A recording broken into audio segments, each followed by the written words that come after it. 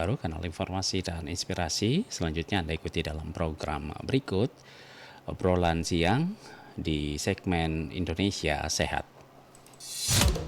Kanal informasi dan inspirasi Pro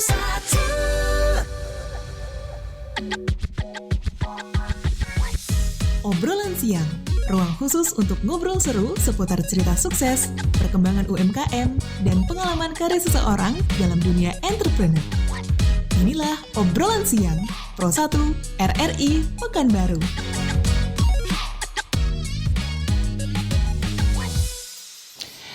Iya, selamat siang pendengar. Assalamualaikum warahmatullahi wabarakatuh. Kembali jumpa menemani Anda bersama saya Fardi Umar di edisi 22 Januari 2026 dalam program obrolan siang spesial Indonesia Sehat.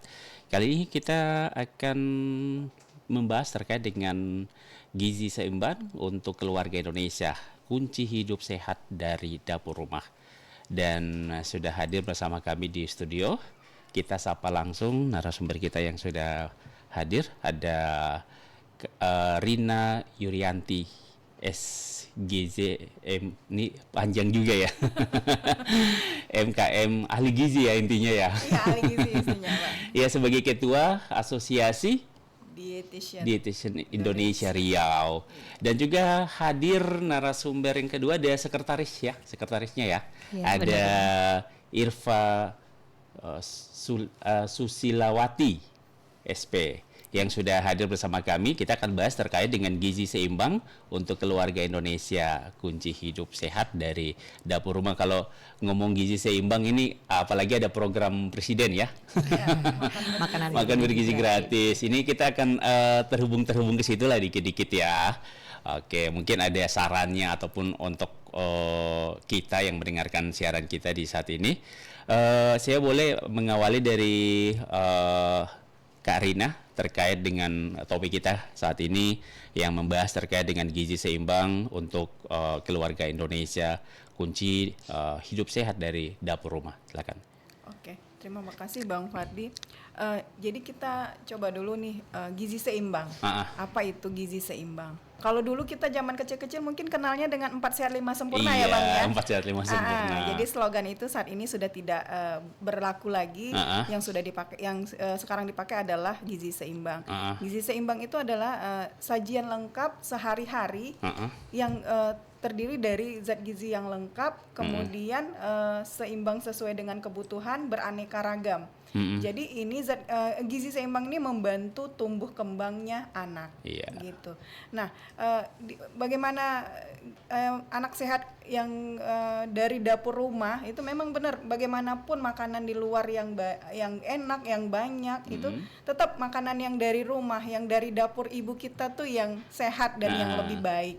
Nah, jadi ini adalah tanggung jawab ibu bagaimana menyajikan atau menyediakan makanan yang bergizi seimbang untuk anak, untuk tumbuh kembang yang optimal. Begitu Bang. Ini kan dari dapur kita ya. Iya. Pasti ada saran-saran untuk para orang tua nih kan, ketika menyiapkan gizi seimbang untuk anak-anaknya. Terkadang kan ada yang memiliki pengetahuan, ada juga yang tidak. Itu seperti apa? Saat ini mungkin media sosial itu banyak ya memberikan informasi edukatif yang bisa kita pakai gitu.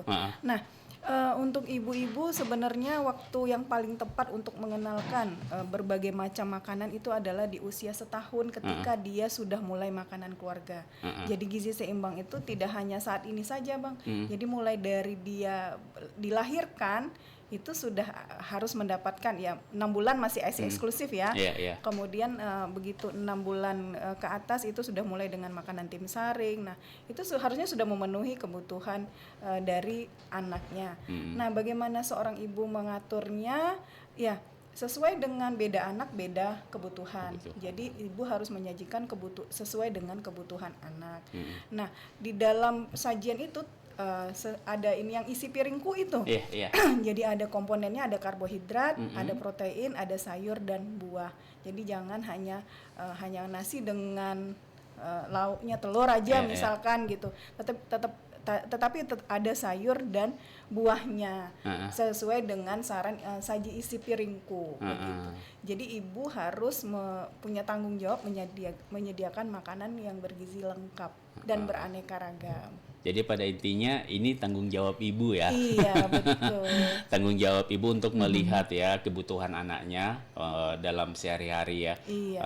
Apalagi kan kalau di sekolah kan banyak jajanan-jajanan ya. Nah, itu dia. Itu alangkah baiknya seperti apa tuh? Kalau misalkan anak terpenuhi kebutuhan gizinya di rumah, sepertinya dia tidak perlu lagi jajan di luar sekolah. Nah, terkadang jajan-jajan yang ada di sekolah itu malah mengganggu nafsu makan. Jadi menurunkan nafsu makan. Makanan yang disajikan terlalu manis, minuman-minuman sekarang bisa dilihat ya Bang ya, boba-boba segala macam. Itu akan membantu berisiko menurunkan nafsu makan anak.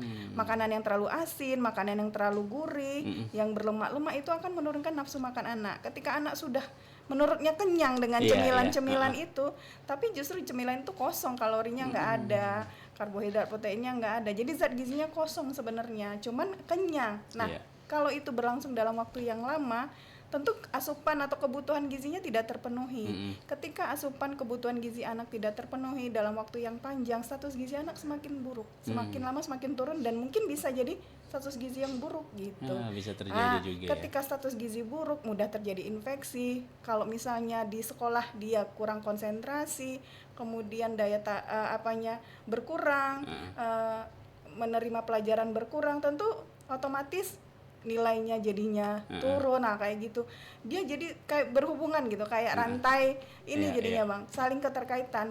Status gizi yang buruk membuat anak mungkin tingkat kecerdasannya menurun, konsentrasinya menurun, kesehatannya pun begitu, dia lebih gampang sakit, lebih gampang terinfeksi.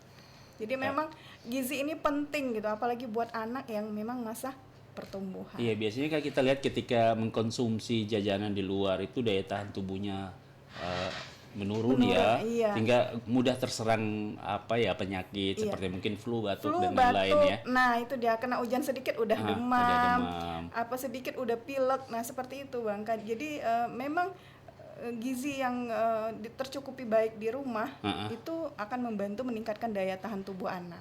Oke, kita ke Kak Irfa dulu nih. Ini tadi sudah banyak dijelaskan terkait dengan topik kita. Ini pastinya ada langkah-langkah yang harus diambil, apalagi ahli gizi. Untuk juga bisa saran kepada para orang tua yang bagaimana ini menjaga keseimbangan gizi anak ini, anak Indonesia. Silakan. Oke, terima kasih Bang Fardi. Memang tadi kan udah dijelaskan oleh Bu Rina, sekarang slogannya adalah gizi seimbang, gizi gitu kan, seimbang, yang diterapkan dalam isi piringku, gitu kan. Mungkin kita yang sudah terpapar informasi udah tahu nih isi piringku tuh seperti apa sih gitu. Seperti jelaskan tadi, ada karbohidrat, kemudian ada lauk pauk, kemudian ada sayur dan buah. Nah, itu kita harus bayangkan dulu. Jadi setiap kali makan kita harus punya konsep jangan asal kenyang. Tapi kita bayangkan visualisasi dari isi piringku. Kita bayangkan piring tuh bulat. Kita bagi 3 kan, sepertiga itu adalah nasi, sepertiganya itu adalah sayuran, kemudian sepertiganya lagi itu kita bagi 2, setengahnya adalah lauk pauk dan setengahnya lagi adalah buah-buahan. Nah, seperti itu. Jadi memang pedoman gizi seimbang ini kan sesuai beda nih kebutuhan kita sebagai orang tua, kemudian anak-anak yang lagi pertumbuhan, kemudian di rumah mungkin ada lansia. Nah, itu berbeda kebutuhannya. Jadi yang namanya pedoman gizi seimbang disesuaikan dengan jenis kelaminnya, disesuaikan dengan usia, disesuaikan dengan aktivitas fisiknya, kemudian juga disesuaikan dengan kondisi kesehatannya. Jadi memang melihat yang tadi dijelaskan berarti ini tergantung usia. Benar. Juga ya. Iya, yang namanya pedoman gizi seimbang memang dipengaruhi oleh 4 tadi, berbeda jenis kelamin, kemudian usia, aktivitas fisik, dan bagaimana kondisi kesehatannya. Jadi isi piringkunya tadi memang tadi kan ada dijelaskan sepertiganya tadi ada nasi, sepertiganya tadi ada sayuran, jadi sepertiganya lagi dibagi lagi, setengahnya ada lauk pauk sama buah-buahan. Nah, total kalorinya itu berbeda anak-anak dengan orang yang udah lanjut usia sama orang dewasa, dan tergantung juga dia punya penyakit nggak gitu. Itu sangat berbeda, hitungannya beda lagi tuh. Beda ya. Kalau orang ahli gizi hitungannya beda ya. Beda hitungannya. Cuma praktisnya gitu untuk orang umum kan ya satu piring nih, satu piring. Piring aja. Kita bagi 3 aja tuh. Gitu. Oke. Sederhana ininya. Jadi jadi kita bisa lihat ya, tapi kita lihat kan di sini rata-rata memang orang tua sangat dibutuhkan untuk menyiapkan bekal itu untuk para anaknya ya. Apalagi saya lihat ini nggak sempat masak, beli yang jadi. Nah, Itu dia. Ada catering, banyak catering ya. Ini yang biasa menjadi problem ya. Ya, benar. Itu seperti apa? Iya. Problemnya di rumah itu kan anak-anak suka pilih-pilih makanan ya, Bang ya. Jadi mungkin kita bisa melibatkan anak-anak untuk mengatur menu. Kan kita kan di rumah bisa ngobrol, diskusi menu kita 1 minggu ini apa nih gitu ya kan. Kemudian kita bisa ajak juga nih anak untuk pergi ke pasar. Pilih nih lauknya mau apa, sayurnya mau apa. Kemudian kita ajak juga dia masak gitu kan. Kemudian kita ajak juga dia bagaimana menata di meja makan seperti apa. Karena menurut penelitian anak-anak yang dilibatkan dalam menyiapkan makanan tadi tuh yang tadinya makan sayur nggak suka bisa jadi suka karena dia yang pergi ke pasar beli milih kan. Kemudian dia juga bantu mamanya masak, kemudian dia juga bantu nyiapin makanan di meja, jadi dia penasaran enak ya kira-kira nih rasanya, pas dicoba enak, oh enak juga nih ternyata, besoknya dia coba lagi kan. Nah jadi kita bisa memulainya dengan melibatkan anak dalam mengatur menu yang mau kita sajikan setiap minggunya seperti itu. Oke, Irfa, kita ke Karina dulu. Ini pastinya kita lihat, apalagi kan rata-rata makanan di khas di sini kan bersantan kan. Nampak juga sering nampak di penyajian itu ada yang masaknya berminyak-minyak. Ini gimana melihat ini? Memang sih masakan Melayu identiknya itu dengan lemak dan santan ya. Tapi memang lemak dan santan tetap dibutuhkan. Sangat karena dibutuhkan juga jadi ya. dalam sehari itu kita boleh menggunakan lemak atau santannya itu 3 sampai 5 penukar. Artinya begini, kalau misalnya satu yang sudah pakai santan, misalnya lauknya pakai santan, kemudian nanti sayurnya ditumis, berarti kan sudah 2. Dia dalam sehari itu 3 sampai 5. Artinya masih ada 3 sisa lagi yang untuk kita bagi di setiap makan kita. Apa mau kita pagi satu yang pakai minyak, nanti di siangnya 2 macam, di malamnya 2 macam. Jadi kita sendiri yang fleksibel mengaturnya gitu, Bang. Yang jelas pedomannya di sehari itu kebutuhannya 3 sampai 5. Jadi bukan yang namanya makanan yang sehat bukan berarti tanpa minyak dan santan. Tapi bagaimana kita mengatur penggunaan minyak dan santan itu sesuai dengan yang dianjurkan. Tidak berlebihan Nah, gitu itu istilahnya dia, ya. tidak Batasi berlebihan. GGL. GGL Batasi garam, gula dan lemak. Dibatasi tapi bukan berarti tidak boleh. Tidak boleh. Boleh juga, tapi boleh. ada takaran-takarannya gitu istilahnya ya. Iya. Ketika memasak sekian banyak, sekian gram, ini takarannya gitu-gitu ya istilahnya ya. Jadi, tapi sehari itu bisa mengkonsumsi. Boleh 3 Boleh. sampai 5 macam yang menggunakan minyak atau santan. Dan harus diimbangi Dengan sayur dan buah. minum Sayur air dan putihnya buah. juga harus cukup. Iya. Aktivitas fisik juga harus ada seperti itu. Seperti pedoman gizi seimbang. Berarti contohnya kalau ikannya bersantan digulai, berarti sayurnya bisa bening. Iya, betul. Jadi strateginya gitu. Setelah makan ada buah-buah yang dikonsumsi. Iya, gitu. Oke. Tapi selain itu kan kadang orang tua bagaimana supaya anaknya, kan kadang juga anaknya ini untuk apa ya, nafsu makannya tuh menurun ya, kurang ya, sehingga bagaimana caranya orang tua tuh apapun yang penting anaknya makan ya. Masalah kenyang, masalah sehat itu nanti dulu, yang penting makan dulu aja dulu ya. kenyang yang jelas itu ya. ditemani yang manis-manis itu seperti apa Nah tuh? itu dia, Bang. Caranya. Jadi kelirunya di situ. Ketika anak sering mengkonsumsi makanan yang manis kayak permen, coklat, ice cream, itu udah kenyang duluan dengan makanan itu, sehingga dia pas waktunya makan dia tidak mau makan lagi. Jadi mungkin bisa disiasati. Mungkin bukan berarti anak-anak nggak boleh jajan, enggak sih. Iya. Bagaimana kita mengaturnya supaya jajannya tidak mengganggu waktu makan utama. Jadi jangan memberikan jajanan itu dekat dengan waktu makan. Misalnya ini mau makan jam 12, terus jam setengah 12 atau jam 11 dia makan cemilan yang manis atau yang gurih, itu nanti kan akan membuat dia kenyang. Dia merasa kenyang padahal kan sebenarnya belum terpenuhi ya. Jadi pas jam makannya dia udah makannya enggak banyak lagi, maksudnya nggak sesuai lagi, mungkin nggak habis yang harusnya dihabiskan. Nah begitu. Jadi kita memang harus ini ya, orang tua agak sedikit ini deh memberikan jajanan pada saat mau makan gitu. Sama kayak susu juga, kalau misalnya anak-anak yang masih minum susu rutin, nah itu juga jangan dekat-dekat waktu makannya, karena nanti dia makannya akan sedikit, udah kenyang dengan susu. Dengan manisnya susu itu ya. Kan udah kenyang juga. Nah gitu. Terus juga konsumsi sayur dan buah. Sayur dan buah kita tahu adalah sumber vitamin dan mineral. Vitamin itu membantu meningkatkan nafsu makan dan membantu proses pencernaan makanan yang kita makan. Makanya kalau misalnya kita makan banyak terus kita nggak iringi dengan sayur dan buah, kok kayaknya agak berat ya gitu. Tapi dengan kita konsumsi sayur dan buah, jadi dia membantu proses pencernaan makanan yang kita makan, kemudian meningkatkan nafsu makan kita gitu, Pak. Iya, ini ada hal yang menarik ini ya. Ini mitos atau apa fakta ini?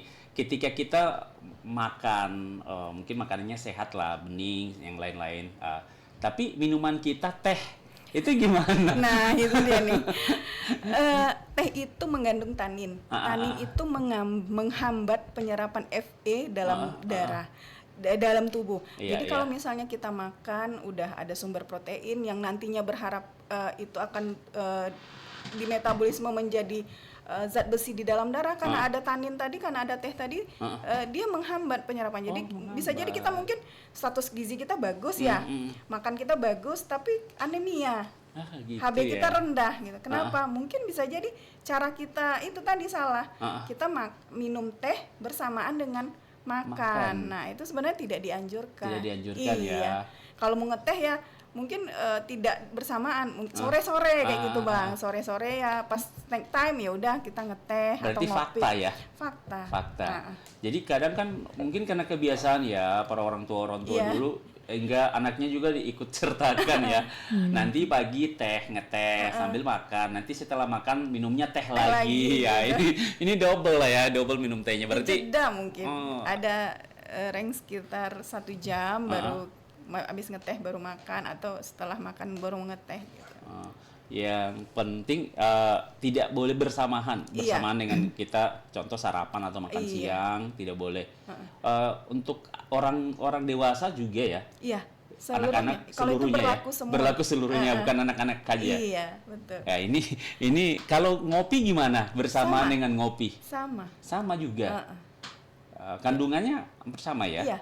Jadi dia menghambat juga. Jadi bagusnya memang kalau kopi ya tersendiri kita minumnya, tidak bersamaan dengan kita makan utama. Kalau seandainya nih kopi dengan teh tidak menggunakan gula, sama juga? Sama juga ya? Iya. Kandungan kafeinnya itu ya yang menjadi penghambat dari penyerapan Fe. Ya. Ya, baik pendengar di mana saja Anda berada, itu beberapa hal yang disampaikan terkait memang ini adalah sesuatu problem ya, apalagi di dunia anak-anak nih, kalau apa yang mereka pingin tuh harus orang tua iyahkan ya. Tapi kalau nafsu makan mereka berkurang, saya penasaran nih, kenapa sampai anak-anak itu mereka bisa sampai nafsu makannya itu berkurang? Ada yang susah sekali makan tuh, itu gimana? Apa masalahnya sebenarnya itu? Sebenarnya itu masalah se-Indonesia. Kadang anak-anak kita di rumah juga kadang ada waktu-waktunya yang dia memang tidak mau makan. Nah, ada juga yang itu GTM ya, gerakan tutup mulut. Nah, anak-anak tuh memang sama sekali menolak, mereject semua makanan yang kita yang masuk. Nah, kalau udah sampai GTM anak-anak sebaiknya dikonsultasikan ke dokter spesialis anak.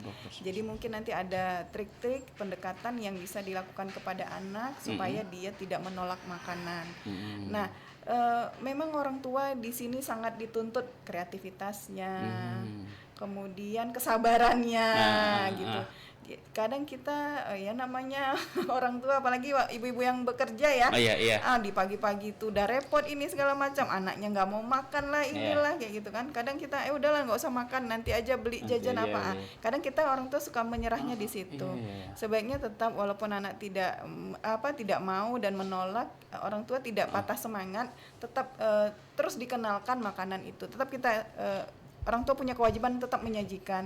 Kalau misalnya saat ini dia menolak, ya udah nanti tunggu waktu makan berikutnya.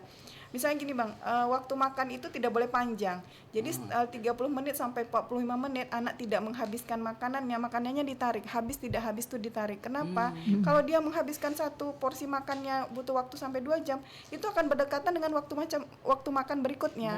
Jadi dia nanti waktu makan berikutnya udah nggak mau lagi, dia masih kenyang kok, baru selesai makan tadi gitu. Berarti ya biasanya seperti itu sih, karena anaknya susah makan kan, jadi makannya dikit-dikit ya, tunggu lagi kunyah nanti lama sampai pokoknya satu makanan itu butuh waktu yang panjang. Itu seharusnya nggak boleh ya. Jadi 30 menit sampai 45 menit maksimal. Kalau udah enggak itu langsung tarik aja. Dia aja nggak akan mau makannya. makan lagi. Nanti aja ya, nanti di waktu makan berikutnya. Baru dikasih lagi gitu. Apakah tapi kalau sisa makanan itu nggak apakah usah dikasih karena kan udah lama waktunya. Jadi kita buat yang baru lagi yang baru. yang baru lagi. Terkadang ini yang menjadi masalah ya. Kadang orang tua udah ini yang tadi tambahin aja nasinya dengan lauknya ya, sebaiknya tidak usah ya. Kalau udah selesai di waktu makan itu udah nggak bisa dikasih, kita kasih yang baru. Kadang faktor kebiasaan juga ya Bang ya. Orang tua kan memberi makan anak tuh sambil main atau sambil anaknya main sepeda atau sambil main. Sebaiknya kan ditempatkan dia di tempat duduk makannya. Nih loh makanannya, habisin ya gitu. Kita kasih waktu berapa menit nih untuk menghabiskan makanannya. Nggak boleh nih sambil main HP, nggak boleh lah sambil menggambar, nulis, nggak. Fokus dengan makanannya, nikmati makannya, syukuri makanannya gitu kan. Kalau udah lewat dari waktu yang ditentukan misalnya setengah jam, ya habis ya udah kita ambil sesuai dengan jadwalnya. Karena kalau sambil bermain atau sambil kan sering ya kita lihat ibu-ibu sore-sore ngejar-ngejar anak sepeda ya kan. Nah itu tidak disarankan. Kemudian kebiasaan anak pilih-pilih makanan juga dipengaruhi kayak mana ibunya ketika hamil. Ibunya suka mencoba berbagai jenis makanan nggak? Atau ibunya juga pilih-pilih makanan? Itu pengaruh. Karena apapun yang dimakan ibunya, janin itu kan makan dapat nutrisi kan dari plasenta, dari aliran darah ibunya. Apa yang sari-sari makanan ibu itu kan tersimpan dalam memori si janin gitu. Jadi ketika dia lahir, dia dah mencoba makanan, kok rasa-rasa ingat ya rasa-rasa ini gitu, makanan ini. Jadi udah familiar di dalam alam bawah sadar anak ini kalau dia tuh kenal dengan rasa makanan yang dikenalkan oleh si ibunya ketika dia udah mencoba makanan gitu. Jadi memang perlu edukasi untuk ibu-ibu hamil, makanlah makanan yang beragam dan bergizi supaya nanti anak ketika udah bisa makan sendiri, dia udah terbiasa dengan rasa makanan itu gitu. Jadi bukan hal yang baru. Mungkin selama hamil ibunya nggak pernah makan buah apa misalnya nih, nggak pernah makan papaya mungkin kan. Terus ketika anaknya udah bisa makan, coba papaya, aneh gitu, nggak akan mau nih rasanya gitu. Berarti pengaruh ya? Pengaruh dari kebiasaan tuh dimulai dari sejak kehamilan. Karena kan ada yang namanya 1000 hari pertama itu ya dari dia masih dalam kandungan, bukan ketika dia lahir ke dunia dihitungnya, tapi ketika masih dalam kandungan. Tapi juga kan kadang saya lihat tuh ada ibu yang ngidamnya tuh itu beda juga, makan yang apa ya kecut-kecut gitu tuh. Karena kan ada mual kan. Kalau kita hamil tuh kan peningkatan hormon segala macam tuh memberi efek mual. Nah kalau rasa kecut itu kan mencoba menetralisir rasa mual tersebut. Ya nggak apa-apa diturutin juga kalau selama itu tidak berbahaya bagi kehamilan si ibunya. Kasihan juga kan nanti kalau nggak diturutin psikologis ibunya kena lagi, nggak merasa disayang ya kan. Tapi yang kayak gitu tidak boleh berlebihan ya. Yang seperti apa? Kecut-kecut, kadang tuh makan mangga mengkal tuh terus gitu. Kalau masalahnya tidak ada di lambung ya tidak apa-apa. Tidak masalah ya. Tidak masalah berarti yang kecut-kecut, buah-buah yang kecut-kecut gitu. Kalau nggak ada masalah lambung nggak masalah ya. Iya. Dikonsumsi banyak juga nggak masalah untuk janinnya. Banyaknya berapa dulu nih? 1 kilo, 2 kilo berapa? Paginya ngemilnya itu, sorenya ngemilnya itu seharian ngemil terus itu nggak masalah ya. Ya biasanya kalau ngemilnya kan nggak banyak-banyak ya, setahu paling 1 buah gitu kan. Namanya orang ngidam juga nggak banyak. Gak biasanya banyak. dia udah nyoba. Kalau udah dapat ya udah. Yang penting ada dapat lah istilahnya.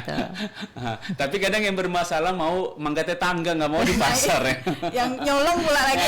Itulah, itu yang bermasalah. Itu masalah itu Bang. Oke, Karina dengan Kak Eva kita break sejenak, kita jelang nanti seruan azan zuhur akan kami hadirkan untuk Anda pendengar.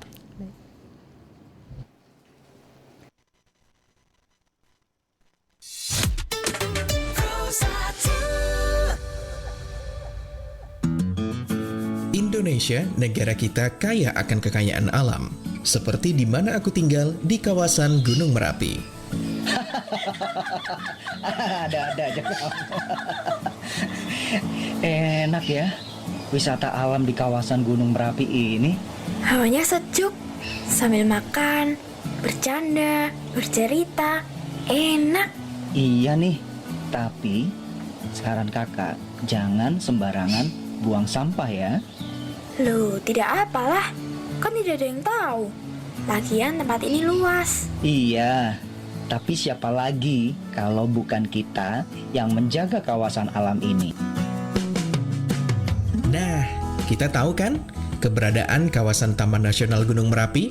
Kalau semua orang tidak perhatian akan sampah, kita tidak tahu apa yang akan terjadi. Sekecil mungkin kita kurangi penggunaan sampah. Gunakan bahan ramah lingkungan. Mari kita mulai dari yang kecil, mulai dari diri sendiri, serta mulai dari sekarang. Ayo bersahabat dengan alam. Lindungi.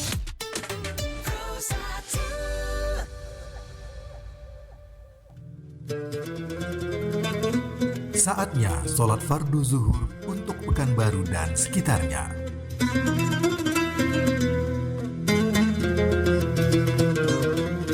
Allahu Akbar, Allahu Akbar. Allahu Akbar,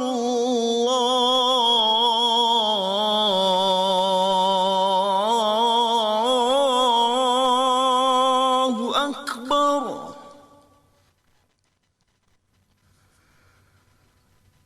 أشهد أن لا إله إلا الله.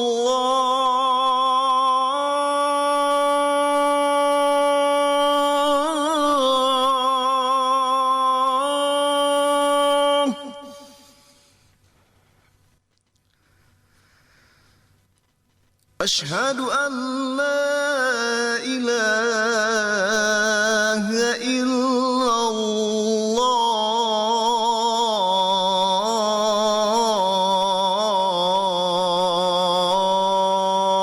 الله. أشهد أن محمد رسول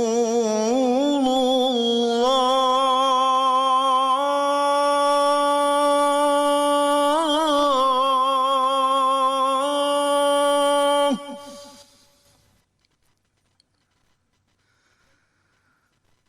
أشهد أن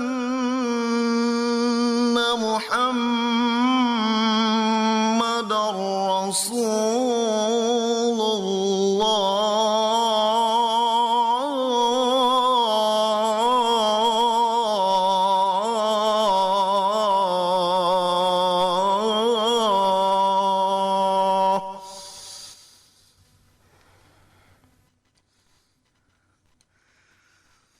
حي على الصلاة.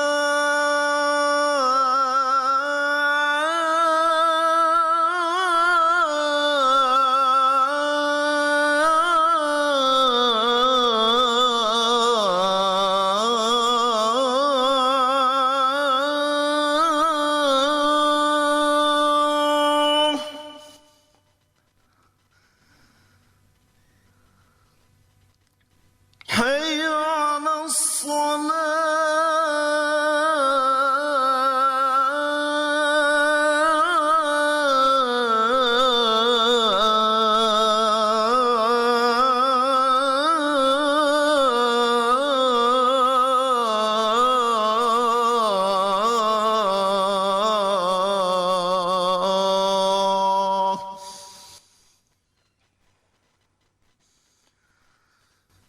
حي على الفلاح.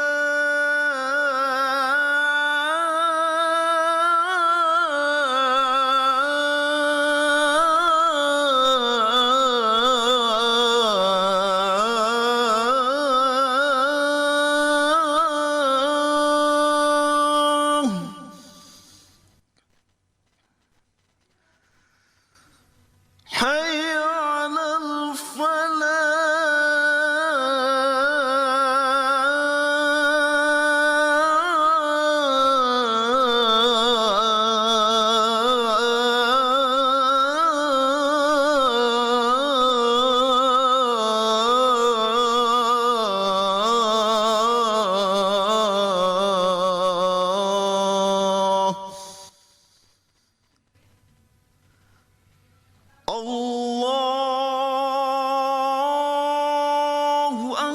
أكبر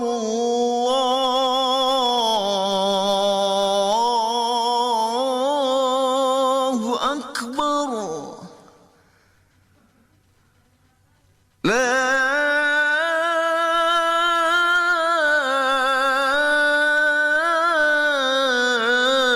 إله إلا الله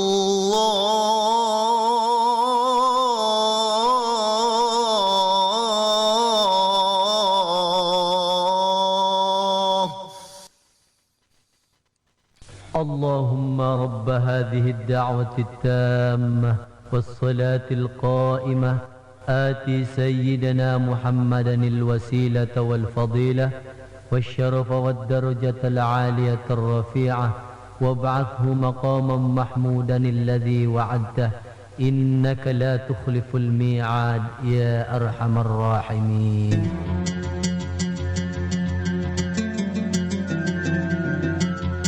Sabda Rasulullah Sallallahu Alaihi Wasallam, sesungguhnya malaikat senantiasa mendoakan seseorang kamu selama dia berada di tempat sholatnya dan uduknya belum batal. Diriwayatkan oleh Muslim.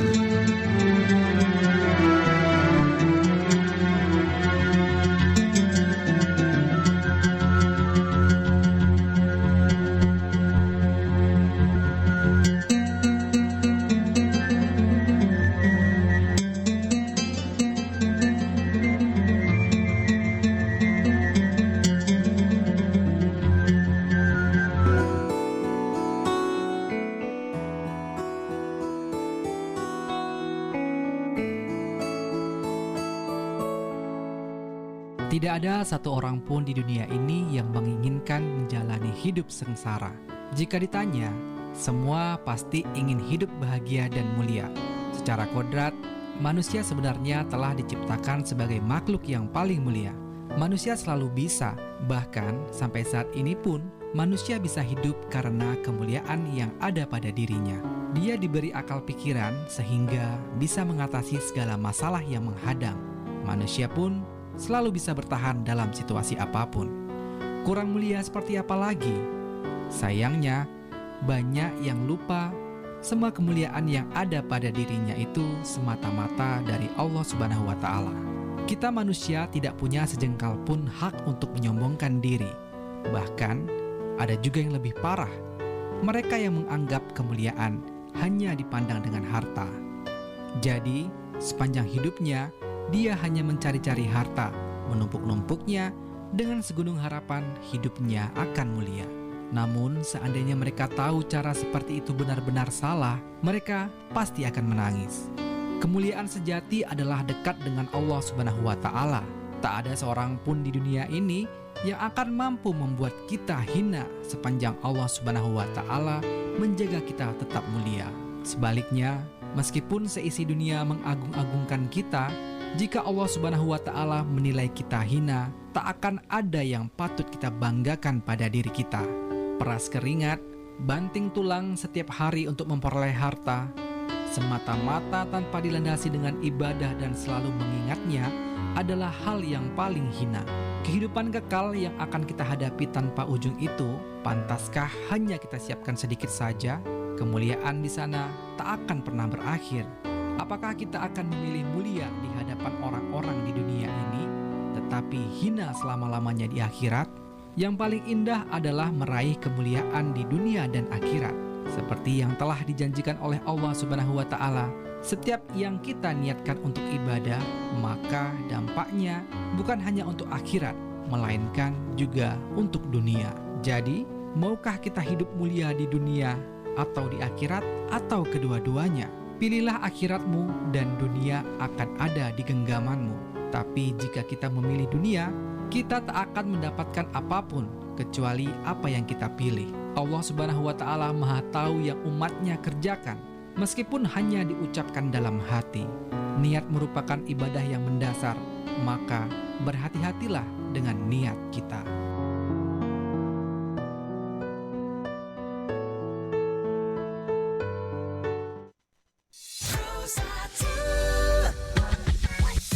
Obrolan siang. Pro 1 RRI Pekanbaru. Iya, pendengar masih menemani Anda di obrolan siang spesial Indonesia Sehat. Ya, kita masih bahas terkait dengan gizi seimbang untuk keluarga Indonesia. Kunci hidup sehat dari dapur rumah. Saya penasaran Karina, apakah sarapan pagi itu sangat penting untuk anak-anak? Sangat penting. Sarapan itu memenuhi 30% dari kebutuhan sehari. Ketika anak tidak sarapan, itu akan hilang 30% dari kebutuhannya. Kalau ini berlangsung dalam waktu yang lama, kita bisa lihat bahwa status gizinya nanti juga akan turun, begitu. Jadi jangan mengabaikan sarapan pagi. Karena buat anak, apalagi yang sekolah, itu adalah modal. Modal untuk dia siap menerima pelajaran di sekolah, modal dia untuk siap untuk beraktivitas di sekolah. Anak yang ke sekolah tanpa sarapan, pasti konsentrasinya turun, daya ingatnya juga menurun. Kemudian dia tidak siap untuk menerima pelajaran. Pasti dia begitu nyampe sekolah dia pengennya ke kantin dulu. Karena dia udah lapar sampai sekolah. Tapi kalau misalnya anak yang udah sarapan di rumah, dia siap tuh, dia ready untuk belajar. Begitu. Saya ke Irfa. Ya, itu tadi sedikit pengantar. Kalau sarapannya berupa yang hangat-hangat aja, itu berpengaruh atau gimana? Atau tergantung sarapan apa yang dikasih orang tua, Irfa? Sarapan yang ideal maksudnya yang seperti ideal. apa? Untuk sarapan itu bisa berbagai macam ya, nggak harus makan nasi kita sarapannya. Kadang orang ada yang nggak biasa makan nasi pagi atau dia cuma makan lontong gitu kan. Ada juga yang makannya roti atau segala macamnya. Tidak harus yang hangat ya. Cuma maksudnya nggak juga harus yang terlalu dingin ya, yang standar aja, yang normal, yang suhu ruang juga lebih baik. Mungkin kalau yang hangat itu mungkin memberi rasa nyaman di perut juga. Mungkin kadang orang keluhannya pagi-pagi itu ada rasa mual mungkin gitu kan. Bangun tidur nggak enak, perut rasa begah atau masih kembung gitu. Kalau mau makan yang nasi kayaknya nggak sanggup gitu kan. Jadi boleh makan yang hangat kalau ada kayak sop gitu kan, atau dia minum susu hangat, boleh seperti itu. Tapi lebih bagusnya sih sarapan yang memberikan padat kalori tapi dia nggak menimbulkan rasa begah di perut. Misalnya makan apa? Kentang direbus ya kan, terus brokoli direbus, pakai telur rebus ya kan, ada buahnya kayak alpukat atau buah-buahan seperti apel gitu. Itu lebih ringan ketika kita makannya di mulut dan di perut pun rasanya nggak begah, tapi kalorinya tuh padat gitu. Oke, Karina tadi sempat ngomong bahwa harus menghindari mengkonsumsi teh atau susu bersamaan dengan makan. Atau itu gimana kalau dilakukan saat sarapan pagi? Kalau teh yang dihindari, kalau susu sih nggak apa-apa. Misalnya dia habis makan terus dia minum susu, nggak masalah. Cuman kadang kan susu itu suka dijadikan dewa, makanan superfood. Jadi ketika anak nggak mau makan, ya udah yang penting dia masih minum susu. Udah aman gitu istilahnya ya. Ketika anak nggak makannya nggak habis, ya udahlah minum susu aja dibanyakin. Nah itu keliru itu ya. salah. Jadi dikhawatirkan kalau dia udah minum susu duluan terus dia baru makan, tentu nggak habis makanannya. Tapi kalau misalnya dia sudah makan kemudian dia tambahkan dengan susu, ya silahkan, nggak apa-apa. Susu itu sama fungsinya, sama ininya dengan protein lainnya. Susu kan sumber protein tuh, jadi bukan dia menjadi sempurna dengan susu, tidak. Makanya slogan yang lama tidak dipakai lagi. Sehat lima sempurnanya udah nggak berlaku. Kalau dulu kan penyempurnanya susu tuh yang kelima. Iya, sekarang udah nggak. Jadi anak minum susu dengan tidak minum susu nggak ada masalah. Ya. Dia sama aja, dia minum susu segelas, dia makan telur 1 butir, boleh. Sama. Yang penting kebutuhan proteinnya tercukupi, nggak harus ada susu dalam menu harian dia, seperti itu. Ya, berarti bolehlah susu akhir setelah sarapan. Boleh. Atau dia sarapannya dengan susu juga apa? Misalnya roti dengan susu boleh. Boleh aja.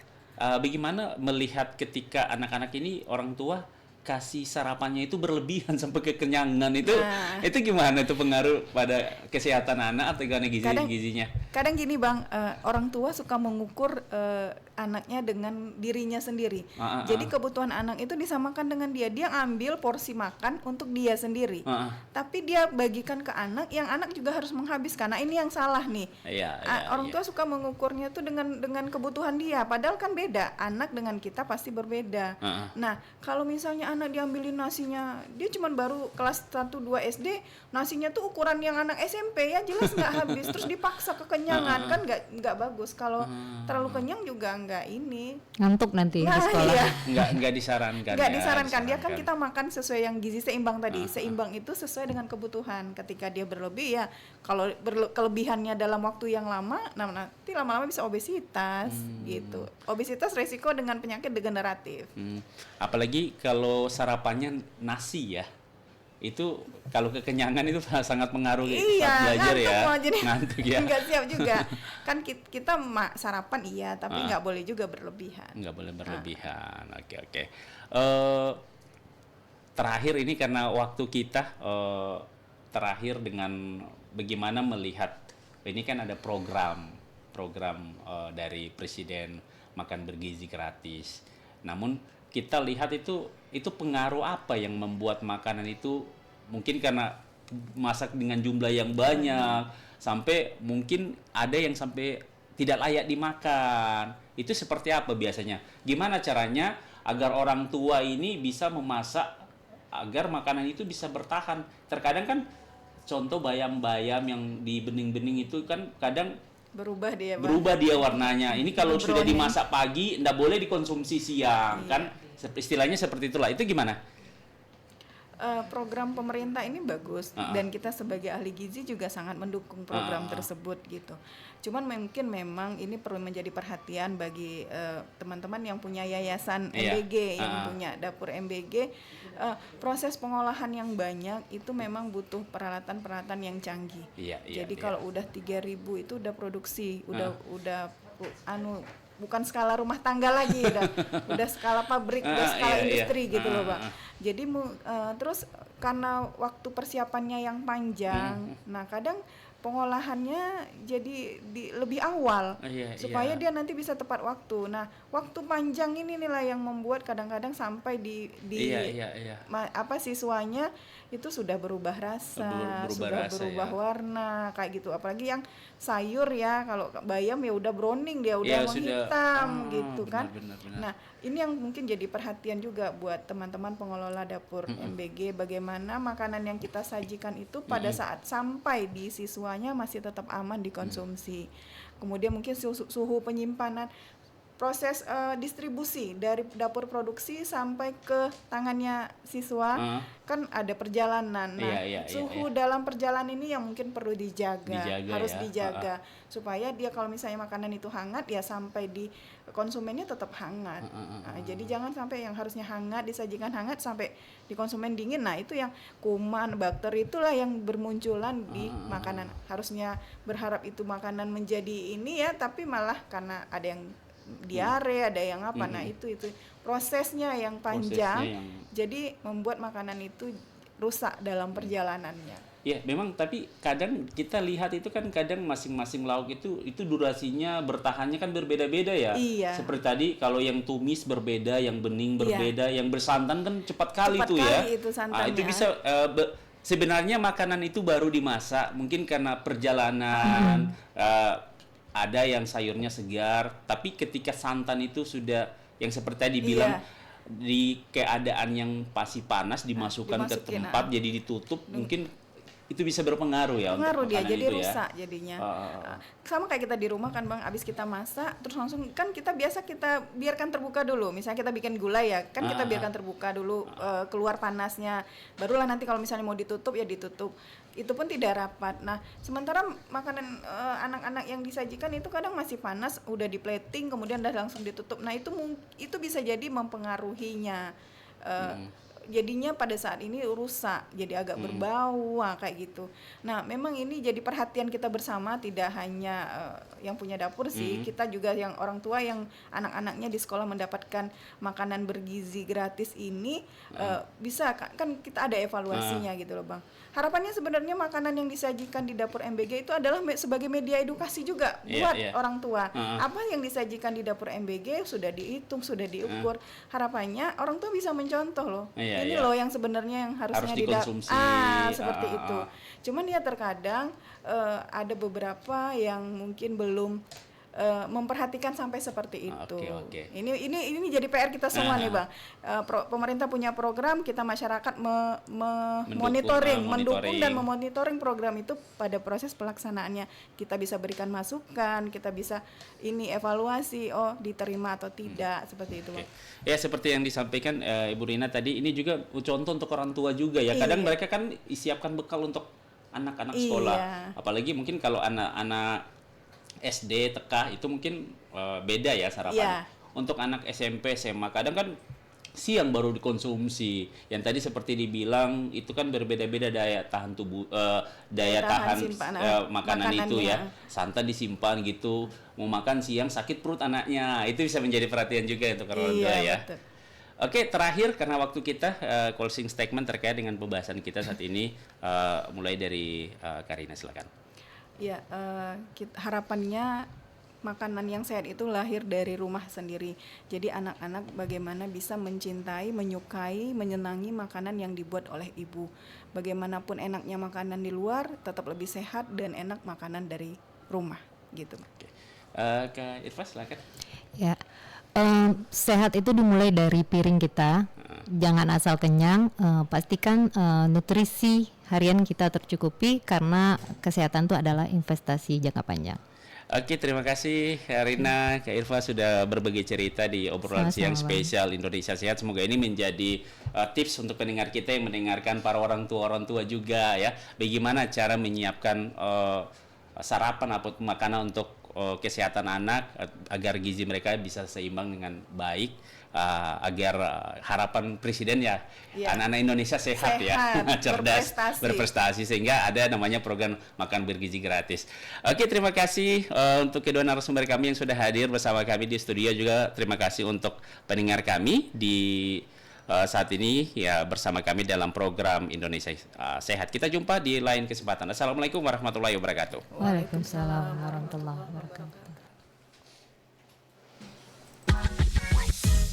Demikian obrolan siang hari ini. Pro 1 RRI Pekanbaru.